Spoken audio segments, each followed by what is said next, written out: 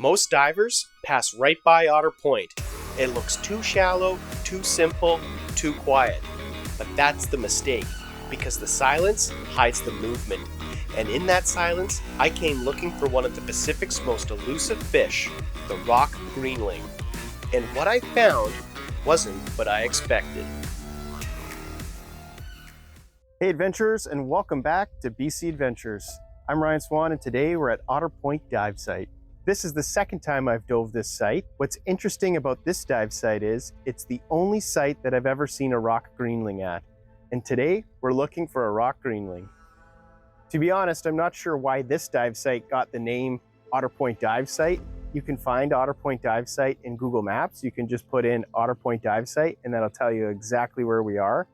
And if you've been following me and watching some of my other videos, this dive site is in between Velma's Rocks and Otter Point Park. If you're planning on doing some shore diving here, I would recommend parking across the road or up West Coast Road a little bit and then walking down. As you see, we get to a small trail. It's pretty steep. If you're bringing down tanks and dive gear, go slow, watch your footing. There's an outfall here for the creek that's on the other side. And touching on the currents, this is a dive site that is prone to currents, just like 7751 West Coast Road or Velma's Rocks. And if you've watched some of my other videos, we talk about how we time the currents using the Sooke tide tables or Race Passage, which I like to use just as a reference and a bit of a guide, knowing where and when those swings are going to happen. The tide table is really what I like to use when to go in and when to exit.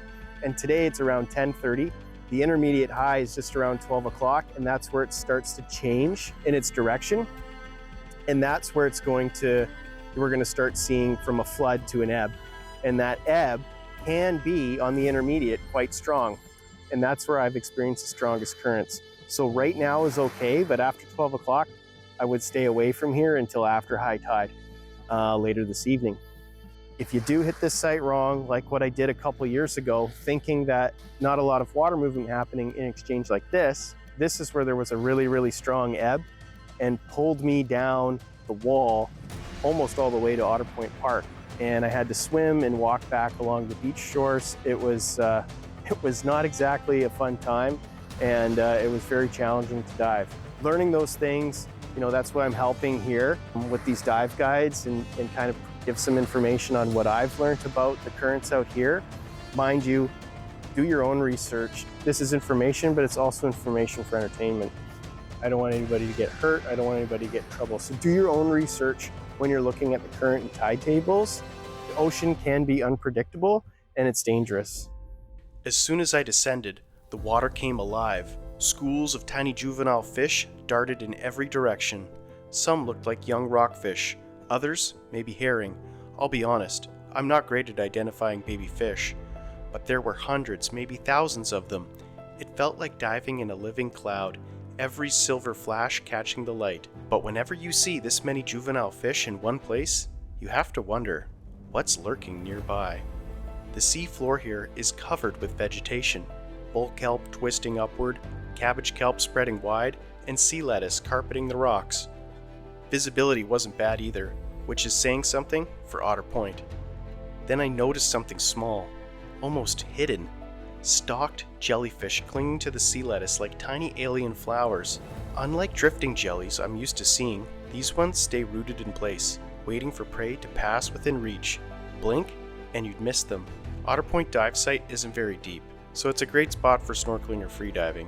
For scuba divers, unless you're here for the macro life or hoping to find a rock greenling, you might find this site a little underwhelming compared to other places like Velma's Rocks or 7751.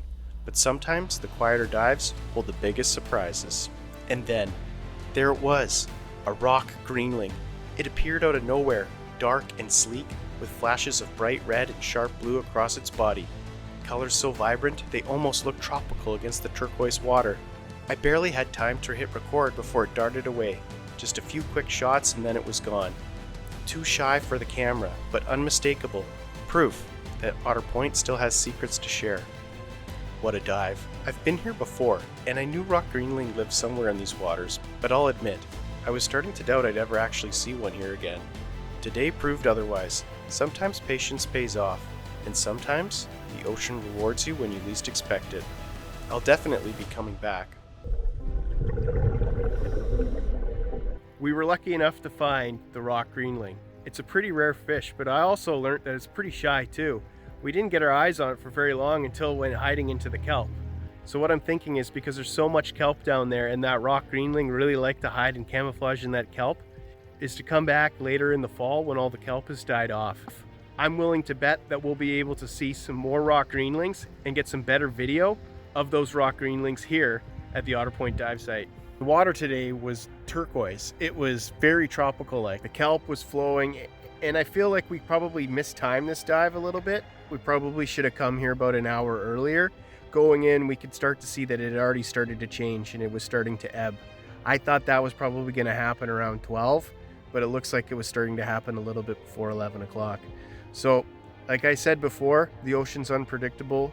We can use this information as a guide, but it's not perfect. So as you can see from the dive, it did offer some interesting life, but it's nothing like diving at 7751 West Coast Road or Velmus Rocks. There's much more diversity of life at those dive sites.